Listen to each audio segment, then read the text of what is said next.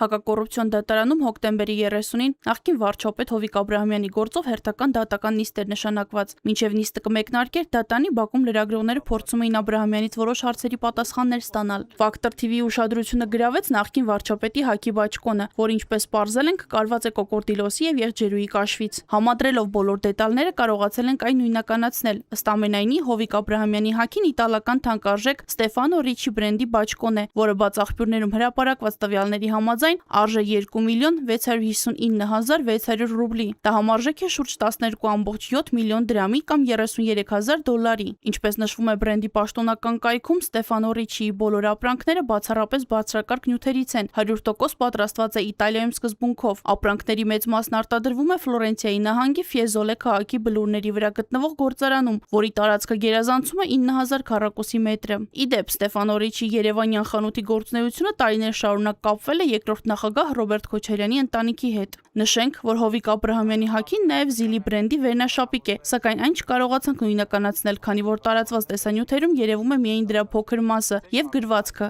Զիլին եւս տղամարդկանց հագուստի հայտնի եւ թանկարժեք բրենդ է։ Հովիկ Աբրահամյանը երկար տարիներ եղել է Հայաստանի Հանրապետական կուսակցության անդամ, զբաղեցրել բարձր պաշտոններ։ 2014-ի ապրիլից 2016-ի սեպտեմբեր ժամանակահատվածում եղել է Հայաստանի Հանրապետության վարչապետ, մինչև այդ եղել է տարածքային կառավարման նախարար, փոխվարչապետ, նախագահի աշխատակազմի ղեկավար, Արարատի մարզպետ։ 2018 թվականին, երբ իշխանության եկավ քաղաքացիական պայմանագիրը, Աբրահամյանը հայտնվեց իրավապահների ուշադրության կենտրոնում։ Նախկին վարչապետը մեղադրվում է պաշտոնեական լիազորությունները չարաշահելու, փողերի լվացման, ձեռնարկատիրական գործունեությանն ապօրինի մասնակցելու համար։ Բացի քրեական գործից, Աբրահամյանը նաև ապօրինի ծագում ունեցող գույքի բռնագանձման գործով է անցնում։ Ըստ դատախազության Աբրահամյանից պետք է բռնագանձվի 59 անշարժ գույք, ինչպես նաև խոշոր առանձնատներ եւ բնակարաններ Ջերմուկում, Սևանում, Դիլիջանում եւ Հայաստանի Հանրապետության գրեթե բոլոր մարզերում։ Նախկին պաշտոնյայից պետք է պետականացվի նաև 4 ավտոմեքենա, 20 ընկերությունների մասնակցություններ եւ բաժնետոմսեր, շուկայականից էականորեն ցածր արժեքով օտարված 9 գույքերի շուկայական արժեքներ, ընդհանուր 1.630 միլիոն դրամի չափով, ինչպես նաև ընկերություններին տրված փոխառություններից ծագող պահանջի իրավունք, բացի այդ 21.202 միլիոն դրամ։